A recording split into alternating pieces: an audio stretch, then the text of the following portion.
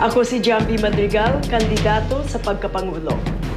Magandang gabi po, Senator Madrigal. Makakasama po natin si Malu Mangahas ng Philippine Center for Investigative Journalism at isa po sa haligi namin sa GMA News and Public Affairs at Editor-in-Chief ng GMA News.tv, Howie Severino. Magandang gabi po. Sa panayan po ito, magkakaroon tayo ng 3 sets of question para sa unang set. Easy questions po, Senadora. Mga tanong na may kaugnayan sa inyong personalidad. At ang unang katanungan, manggagaling po sa akin, sino po ang bayani na kinikilala niyo at parang sinusundan niyo po yung yapak niya? Well, madali para sa akin sapagkat ang lolo ko si Jose Abad Santos ay isang bayani na pinili niyang ibigay ang kanyang buhay imbes na maging pinuno ng bayan na ito during Japanese time. Ayaw siya maging tuta ng mga Hapon at kusa niyang sinabi, patayin niyo man ako, hindi ako magsusurrender at hindi ko tataksilin yung aking bayan. Yan ang sinusundan ko po. Sa mga buhay na tao, sinong pinaka-idolo ninyo? Si Nelson Mandela. Sapagkat siya ay nakulong at pinaglaban niya, siya ay nagsakripisyo at yung prinsipyo na pinakita niya para sa kanyang bayan. Nung sa swearing-in ceremonies niya, pinanood ko sa TV, ako'y napaiyak. Sabi ko, kailan pa kaya magkakaroon ng isang Nelson Mandela ang Pilipinas? Senator, pangitiin niyo nga ho kami. Kailan po ba kayo naging napakasaya at saan ito nangyari? Naging napakasaya ko nung napakaraming beses. Siguro, isa sa pinakamasayang moment ko nung nakakuha kami ng 12 signatures para sa committee report laban kay Senator Villar.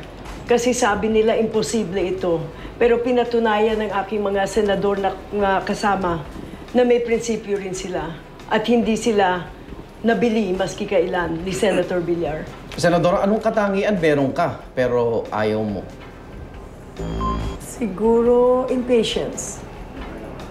Bakit po? Maganda sana. Yan ang pinapractice ko no? Pagka-impatient ka, huminga ka na lang ng deeply at bigyan mo ng pagkakataon na mangyari yung kailangan mangyari. Anong mga katangian naman na meron ng iba na ayaw ninyo? Katangian, mahirap na magsabing ayaw mong katangian. Mga depekto siguro. Yung pagka-plastic, ayaw na ayaw ko yung pagka-plastic, yung pagka-sisinungaling, at yung pagka-doble cara. Iba yung sinasabi, iba naman yung ginagawa. Yung lack of sincerity, yun pa yung masakit. Lalong-lalo na kung taong bayan ang nagbabayad. Senator, sabihin niyo nga sa amin, kayo po ba'y nakapagsinungaling na? Siguro lahat tayo, maski nung maliit pa tayo, pag pinapanish tayo ng mga tatay natin, natatakot tayo. At sasabihin, hindi mo inaamin yung ginawa mo. Ngunit habang tumatanda ako, sa pananaw ko, yung pagsisinungaling ay nakakasama lang sa sarili.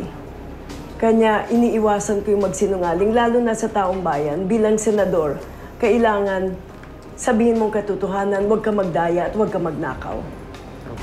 Kung may bagay nga po kayong gusto palitan sa sarili niyo, ano po yun, Senadora? At bakit? At this point, siguro sa aking physical, wala naman akong gustong palitan sapagkat ito'y binigay ng Diyos at ito ay makakapagbigay sa iyo ng kalakasan at character building that you can live with your defects and you can also live with your strengths. Ano yung paborito ninyong luho? Luho. Siguro yung diving ng once a year na nakakasama ko ang aking asawa ng 2 weeks vacation. Ever since naging senador ako, 2 weeks vacation lang talaga ang nagagawa ko sa Christmas at sa New Year. Saan ang favorite dive spot niyo? Sa Palawan at sa Palau. Mahal ho ba yun? Hindi naman kasi meron kaming Filipino dive boat na ginagamit at meron din kaming Philippine crew na sisiyan ako kasi pagpunta mo sa Palau, nagpapalakad sa Palau lahat Pilipino. Senator, sa yugtong ito, ano na po ang maituturing yung pinakamahalagang nagawa niyo para sa bayan? Yung panindigan po para sa environment, maski nagkaroon ako ng mga death threats sa mga miners at sa loggers, yung hinabla kong kaso kay Senator Villar ay isa pinakamalaki na kasi sabi na masisira ka sa politika, babatikusin ka. Sabi ko, titiisin ko ang lahat para lumabas ang katotohanan para hindi niya lokohin ang taong bayan At titiisin ko ang lahat para hindi tayo magkaroon ng Pangulo na korap.